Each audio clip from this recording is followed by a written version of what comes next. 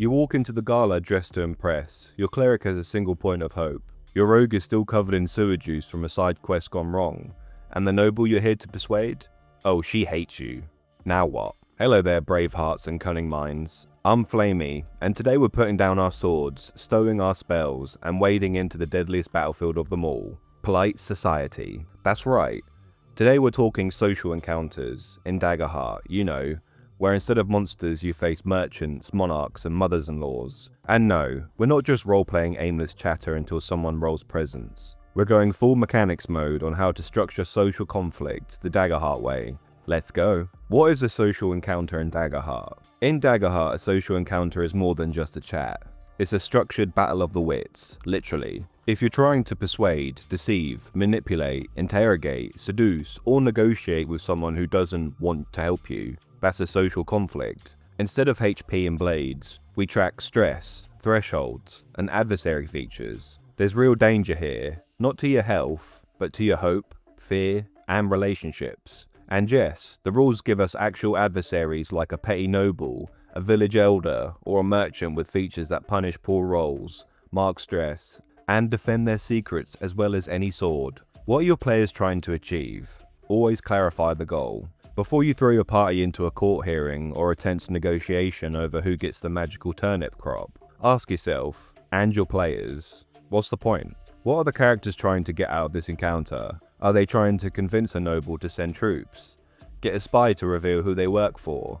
Haggle down the price of a phoenix feather cloak? Whatever it is, define it. If the players don't know the stakes, they'll flail. If the adversary has no clear motive, they'll just agree, or stonewall arbitrarily.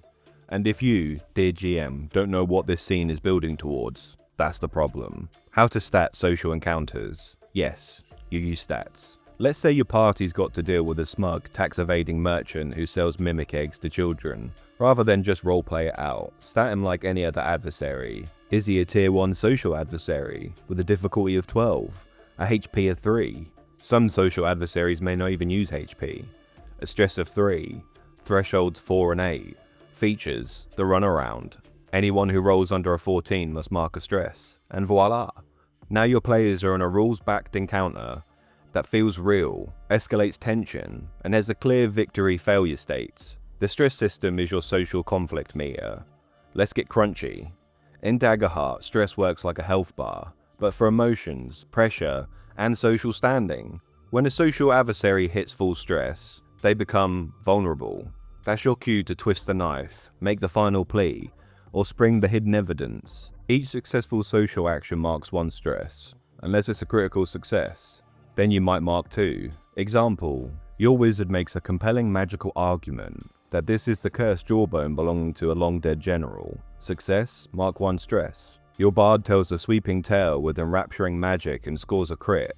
That might mark 2 stress and set the court gasping. Once their stress is full, you win the social conflict. They concede, reveal something, or agree to your terms. Don't forget adversary features. They bite back. Just like monsters have claws, social adversaries have features. Some are passive, like age taught me well, which gives disadvantage on rolls trying to deceive an elder. Others are active, like no hospitality, where the elder forbids anyone from helping the party for 2d6 days, no inns, no healers, no grandma's cookies. And yes, some social adversaries can deal stress back to players. Mark too much, and your bard's hope gets crushed mid-performance. Have fun with that. Use countdowns for high-stake conversations. Want to build real tension? Add a countdown. Let's say the players are trying to stop a political marriage that would empower a corrupt family. They've got 5 in-game minutes before the betrothal is announced. Now you're running. A stress track for the target, say the bride's cautious uncle.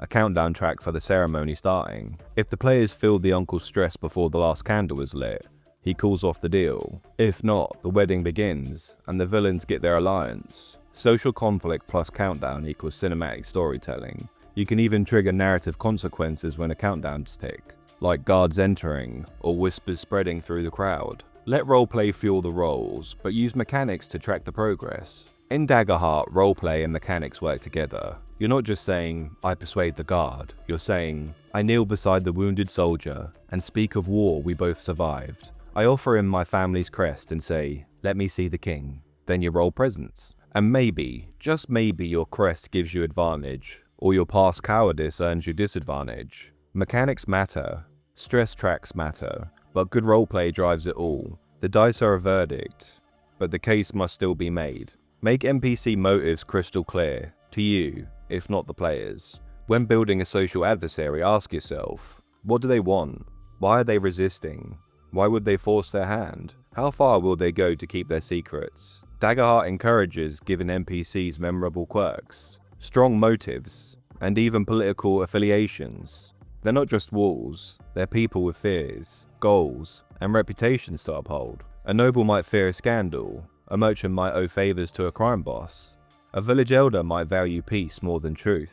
Build those into the conflict, and let the players poke at the seams. Raise the stakes mid-encounter, always. Look, if your party talks for 10 minutes and leaves with exactly what they wanted, that's fine. But if you want drama, you've got to escalate. The person they're persuading goes silent, then drops dead. A second faction shows up and disagrees violently. The party succeeds, but now someone important wants to know how. Social scenes should make the story move forward. Don't be afraid to introduce betrayal, reveal secrets, trigger long-term fallout. Talking should change the world, or at least burn a few bridges. And yes, it might still become combat. Let me be very clear. Just because you're in a ballroom, wearing lace gloves and sipping fine wine, doesn't mean your players won't. Punch a duke, try and seduce the host's daughter, or try to steal a priceless painting mid-conversation. Always be ready for it to turn to combat. Know who's armed, know who has guards, what the layout is, and if it does pop off, switch gears. But carry the consequences of that failed social encounter forward. Maybe the players win the fight, but now the entire city sees them as criminals. That's drama, darling. So the next time your party walks into a negotiation, don't just let them roll a single die and call it done. Build a stress track, add a countdown, stat the merchant, track their features, let the tension build, let words fail, and let that one quiet bard moment break the entire court. Social encounters in Daggerheart are built like combat, just with wits, pressure, and political blades. Run them right, and your players will remember that ball more than any battlefield. Subscribe for more GM tools, and remember, social combat is still combat. It just smells nicer. Stay spicy, adventurers.